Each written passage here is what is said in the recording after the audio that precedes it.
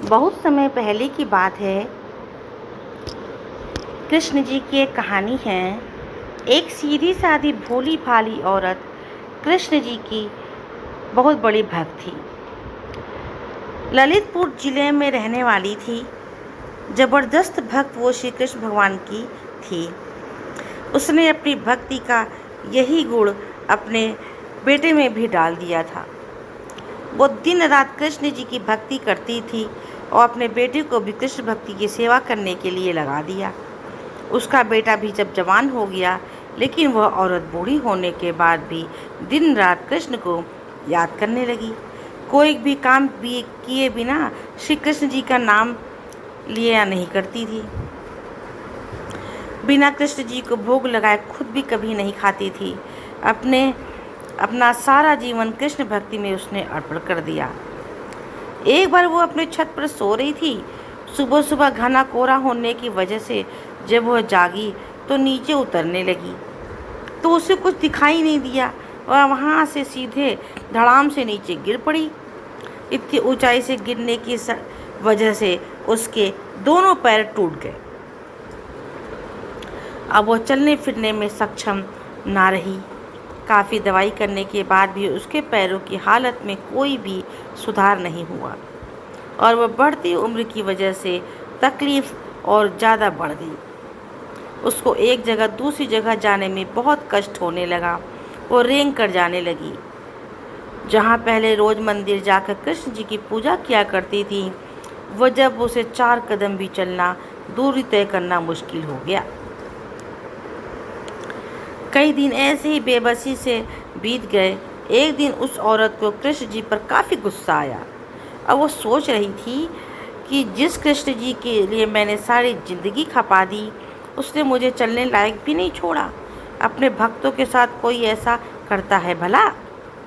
अगर ऐसी बात है तो मैं भी वही करूँगी जो कृष्ण जी ने मेरे साथ किया।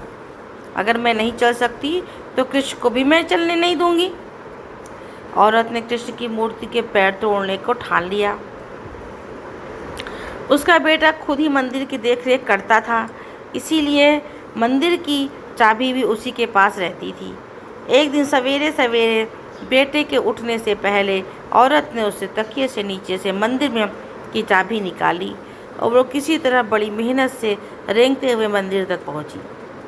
मंदिर का दरवाज़ा खोला तो गर्भगृह में घुसकर दरवाज़ा अंदर से बंद कर दिया।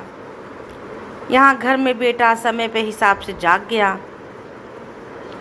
अपने समय को देखते हुए उसकी माँ घर पर नहीं थी। फिर उसने मंदिर जाने के लिए चाबी ढूंढी। जब चाबी नहीं मिली तो वो दौड़कर मंदिर तक पहुंचा।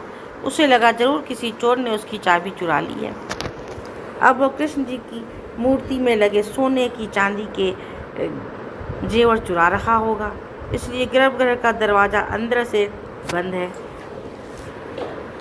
काफ़ी देर तक दरवाज़ा खटखटाने के बाद जब अंदर से दरवाज़ा खुला तो बेटा और उसके सभी लोग वहाँ पर इकट्ठा थे। वो देखकर हैरान रह गए।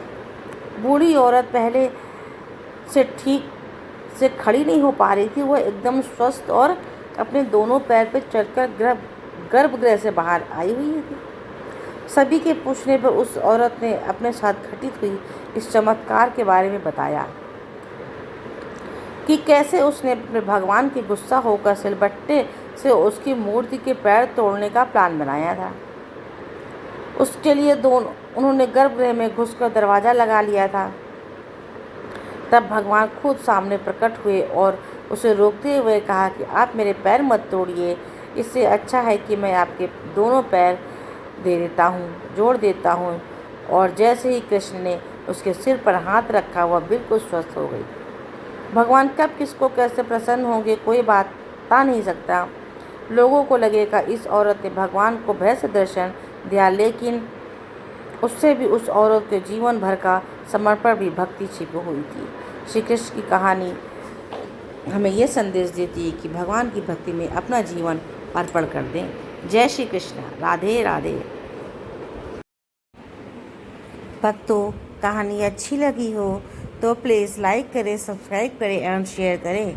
इसी तरह से हम आपके लिए और अच्छी अच्छी कहानी लाया करेंगे। धन्यवाद। बोलो जय श्री कृष्ण भगवान की जय हो, जय हो, जय हो।